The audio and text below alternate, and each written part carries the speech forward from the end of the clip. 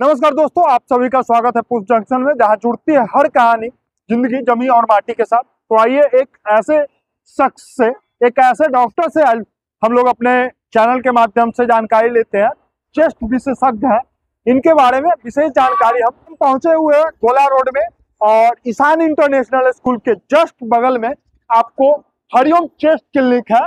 Doctor Manohar Kumar जो AIIMS, Patna AIIMS में अपना सेवा दे चुके हैं, तो विशेष हम आज उनसे बात करेंगे चेस्ट रिलेटिव। सबसे पहले मेरे चैनल में आपका स्वागत है। धन्यवाद सर, आपने अपने बारे में और यहाँ का प्रॉपर एड्रेस के साथ थोड़ा सा बताइए। मैं डॉक्टर मनोहर कुमार यहाँ पे चेस्ट कंसल्टेंट की तरफ से प्रैक्टिस करता हूँ। मैं यहाँ से पहले एम्स पटना में एज ए चिकित्सक काम कर रहा था। वहाँ से अभी उसके बाद 3 साल से मैं अपना प्राइवेट प्रैक्टिस कर रहा हूँ। ठीक है, हमारे यहाँ ये क्लिनिक हमारा रूपसपुर, ठीक है, रूपसपुर बोलते हैं, यहाँ का famous Ishan international girls school है। ठीक है, जस्ट उसके बगल में हमारा क्लिनिक हरिओम चेस्ट क्लिनिक के नाम से है।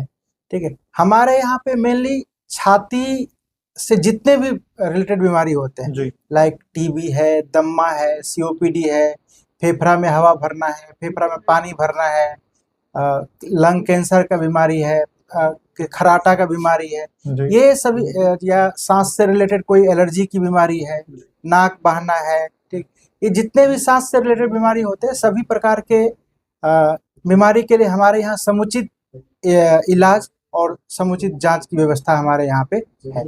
सर, आपने अपना जर्नी कैसे शुरुआत किया? ये मैं हृदय की, हम लोग का हृदय रोग नहीं, हम लोग का छाती रोग बोलते हैं, हम लोग का फेफड़ा स्पेशलिस्ट में हम लोग का ये होता है सर। ठीक है, ये हमारी जर्नी है। हम लोग ने हमारी जर्नी 2017 में हमने पोस्ट एमबीबीएस करने के बाद हम अपनी पढ़ाई सांस रोग विभाग में हमने पढ़ाई बीजेएमसी अहमदाबाद से हमने चालू किया।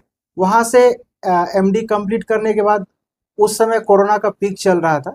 वहाँ पे मैं as a super specialist doctor के तौर पे मैं उस कोरोना पीक में बीजेएमसी अहमदाबाद, जो सदर अस्पताल अहमदाबाद के नाम से, सिविल हॉस्पिटल अहमदाबाद नाम से बहुत ज़्यादा फेमस है, वहाँ पे मैं काम कर रहा था। ठीक है, उसके बाद उसी सेकेंड पीक के दौरान में मैं पटना एम्स में आया और उस सेकेंड पीक में, कोविड के पीक टाइम में, मैं अपना बहुमूल्य टाइम एम्स पटना को दिया। उसके बाद फिर मैं वहाँ पे लगभग 2.5-3 साल एम्स पटना में रहा और उसके बाद से मैं अपना पर्सनल क्लिनिक यहाँ पे चालू। तो कार्डी मतलब छाती रोग ही क्यों, और बहुत सारे रोग है उस पे आपने इस तरह से? देखिए, छाती रोग मतलब हमारा ये इसलिए आजकल छाती रोग विशेषज्ञ जो ऐसा होता है कि हर लोग छाती रोग विशेषज्ञ, लेकिन मैं सिर्फ छाती रोग को अपना प्रायोरिटी इसलिए देता हूँ कि बहुत सारे एक ऐसे बीमारी हैं जो कि अगर कोई लोकल डॉक्टर या जनरल फिजिशियन के पास जाते हैं तो वो दवाई तो लिख देते हैं, लेकिन प्रॉपर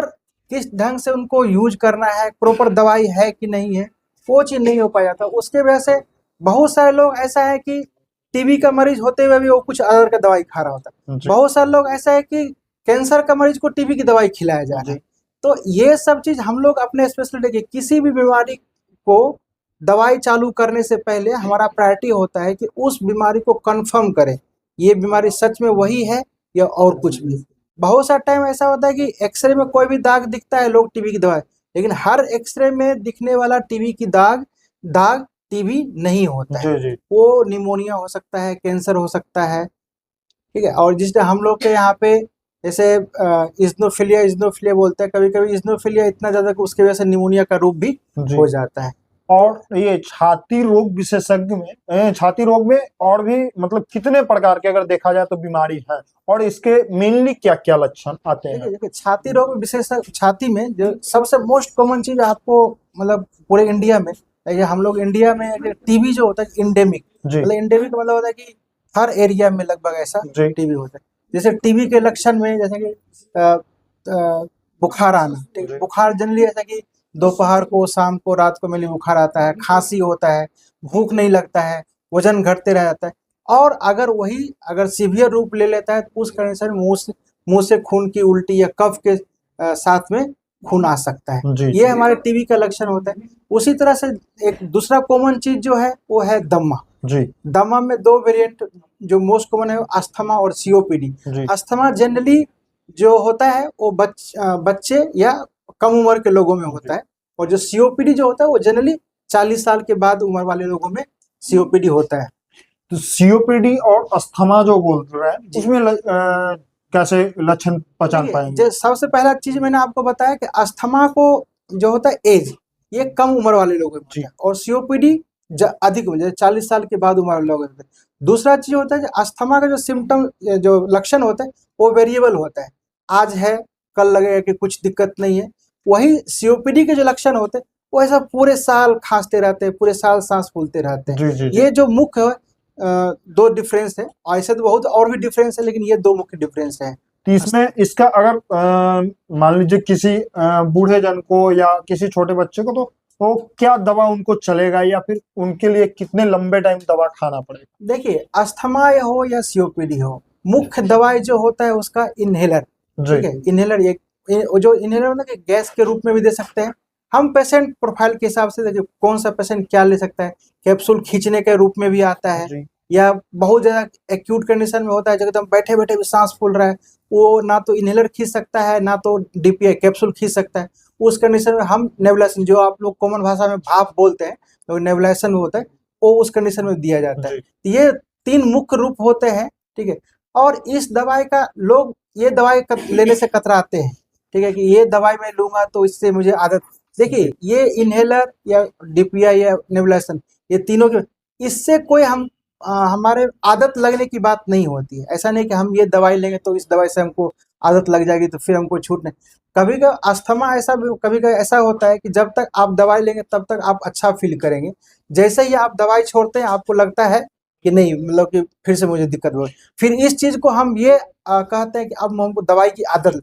ये दवाई की आदत नहीं, आपका शरीर जो है ऐसा ढा गया है कि जब तक आपके शरीर में दवा जाता है तब तक आपका शरीर सही काम करता है, नहीं तो फिर मतलब इसका परमानेंट सॉल्यूशन देखा जाए तो सिर्फ दवा पे ही है। देखिए, अस्थमा और सीओपीडी को हम परमानेंटली, जो होता है कि एक होता है कि बीमारी को खत्म करना, जी जी। बीमारी को खत्म नहीं कर सकते हैं, लेकिन हम उनको दवाई के सहारे एक नॉर्मल लाइफ दे सकते हैं। ऐसा लगे कि ऐसा फील करे कि हमको कोई दिक्कत ही नहीं है ऐसा। सबसे पहले तो यहाँ हम बता दें आपको, अगर शॉर्ट में चलते हैं तो काफी लंबा चलेगा, फिर भी हम चाहेंगे स्पेशली सर से एक दिन रिक्वेस्ट करके हर बीमारी पे, जो छाती रोग जितने भी सर के पास जानकारी, वो उस पर पर्सनली मतलब एक वीडियो अलग अलग, मतलब टीबी का अलग, और उसके बाद अस्थमा या सीओपीडी, ये सब मतलब जितने भी बीमारी है सबका अलग अलग अगर देखा जाए तो आधे घंटे भी सर से बात किया जाए तो उस पर कम है। उससे ऐसा हम डे बाय डे ऐसा कर सकते हैं कि पर्सनली एक टॉपिक को हम लें और उस टॉपिक पे पार्टिकुलर डिस्कस कि उसके कल हम आप लोगों के बीच एक शॉर्ट वीडियो सर का हम लेके आ रहे हैं, और भी नेक्स्ट टाइम हम सर से एक बार टाइम निकाल के हर बीमारी पे हम टाइम टू टाइम आप लोगों को अपडेट देते रहेंगे कि इस बीमारी में क्या हम लोग कर सकते हैं और इसको बचने का क्या तरीका है। अभी शॉर्ट टर्म में मैं एक बार लास्ट आप लोगों को से ये कहना है कि अभी ठंड का मौसम है, ठीक है। ठंड के मौसम में जो भी फेफड़ा से रिलेटेड, चाहे टीबी की बीमारी हो या दमा की बीमारी हो, वो घर धूप निकलने के बाद ही निकले, ठीक है। गर्म पानी का सेवन करें, ठंडा भोजन खाने से बचे, ठीक है। और जो भी अपना दवाई आपका, चाहे टीबी की दवा हो या दमा की इनहेलर वगैरह कुछ भी हो गए, वो नियमित रूप से। इस ठंडी में कभी भी ठंडी के समय में दवाई छोड़ना बिल्कुल घातक होता है। यही चीज फिर हमें मरीज को इमरजेंसी में ले जाने के लिए फिर मजबूर करता है ऐसा।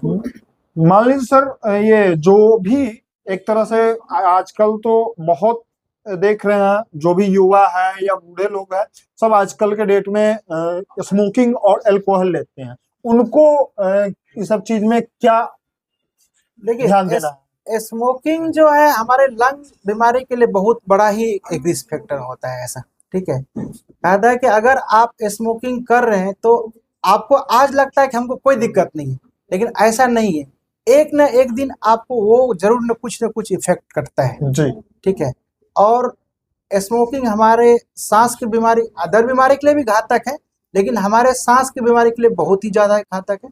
हम आप लोगों सभी से अनुरोध करते हैं, अगर आप स्मोकिंग करते हैं, स्मोकिंग छोड़ना तुरंत पॉसिबल नहीं होता है, आप धीरे धीरे अपने मन में एक प्रस्ताव लाएं कि हमको छोड़ना है, और उसको एक मोटिवेशन के तौर पे लेके आप उसको धीरे धीरे छोड़ने की कोशिश करें। जिस दिन भी आप स्मोकिंग करना छोड़ते हैं, उस दिन के बाद से भी आपके लाइफ में उसका कुछ ना कुछ अच्छा प्रभाव जरूर मिलेगा। और सर लोग कहते हैं कि हार्ट अटैक आ गया, उस स्थिति में क्या किया जाए कि, या फिर पहुंचने में मान लीजिए गाँव में या कहीं दूर दराज में है, वहाँ डॉक्टर मिलना मुश्किल है, उस दरमियान अगर हार्ट अटैक आ जाता है तो क्या उनको बरतना चाहिए ताकि हॉस्पिटल आराम से पहुंच सके, उनको टाइम थोड़ा सा भी लगे तो उस दरमियान वो रिकवर कर सके? देखिए, हार्ट अटैक में सबसे पहला जो है कि हमको हमेशा सचेत रहना चाहिए कि कोई जैसे हार्ट अटैक जनरली आजकल के जमाने में तो देखे कि यंग लोग को भी 35-40 आता क्यों हार्ट अटैक? हार्ट अटैक आने का मेन रीजन ये होता है कि जैसे हमारा जो खून की नली होता है, खून की नली वो किसी जैसे कोलेस्ट्रोल है, ठीक है, आप लोग मतलब ट्राइग्लिसराइड कोलेस्ट्रोल होता है, उसके वजह से क्या होता है कि हमारे खून का नली जो होता है पतला हो जाता है, जी और किसी स्ट्रेस के कारण से अगर खून के नली के थ्रू अगर हमारे हार्ट में खून नहीं जा पाता है, ठीक है, तो उसके वजह से वहाँ पे हमारा जो हार्ट का सेल सब मरना चालू हो जाता है, जी। उसके वजह से फिर चेस्ट पेन होता है, ठीक है, और उसी को अगर हम टाइमली उसको अगर इंटरवेंट नहीं करते हैं तो वो परमानेंट डेथ कर हार्ट के सेल को डेथ करता है, जिसके वजह से कि हार्ट काम करना बंद करता है। और हार्ट ही एक हमारा ऐसा ऑर्गन है जो कि पूरे शरीर को ब्लड सप्लाई करता है। अगर हार्ट ही फेल हो गया तो फिर इस तरह से पूरा शरीर चला जाता है। जी जी।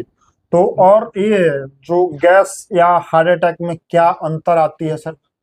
गैस भी एक देखिए, गैस का जनरली ऐसा होता है कि आपका होता है कि कभी यहाँ पेन हो रहा है, कभी यहाँ पेन हो रहा है, कभी यहाँ पेन, लेकिन जो हार्ट अटैक का पेन हो जनरली ऐसा होता है कि बीच में हो, छाती के बीच में पेन होता है, क्या बाएं तरफ पेन होता है, एक लोकलाइज पेन हो रहा है, ठीक है।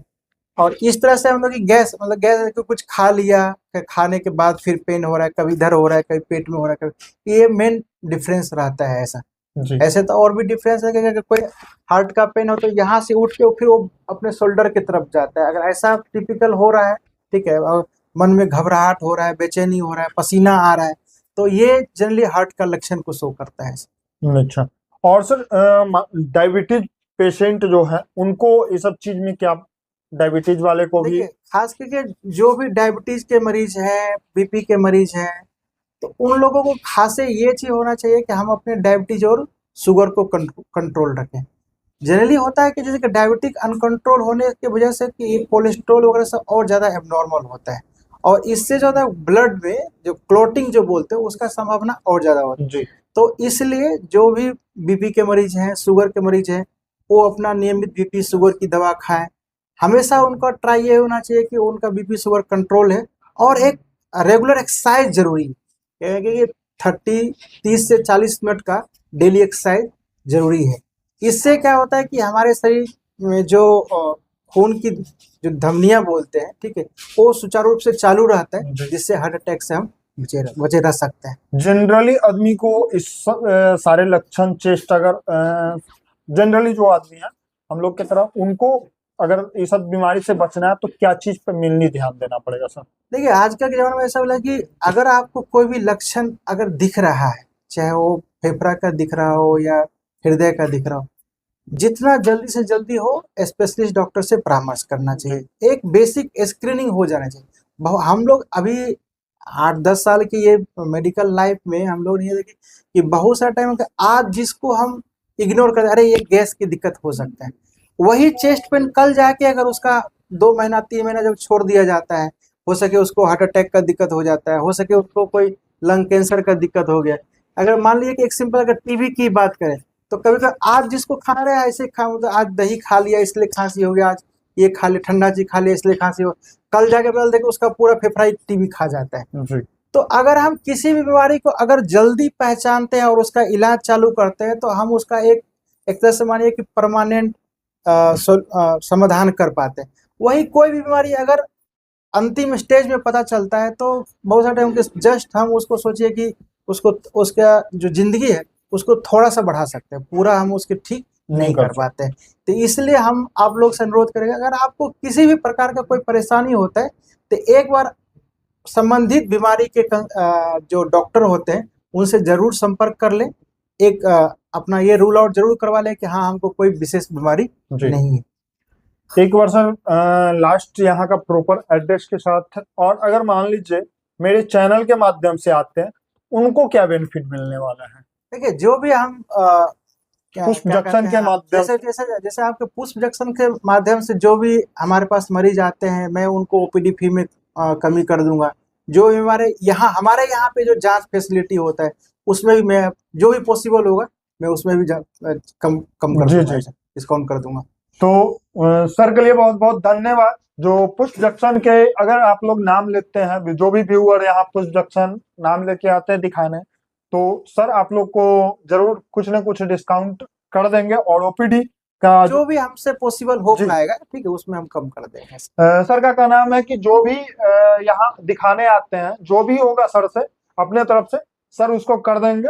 बाकी जो भी है रूपसपुर पुल के बगल में आपको ईशानी इंटरनेशनल स्कूल है, वहीं पे Hariom chest clinic doctor Manohar Kumar sir, तो जब भी आइए अगर दिखाना हो तो एक बार कार्डियोलॉजी चेस्ट रोग से यहाँ आके मिल सकते हैं। तब तक के लिए धन्यवाद।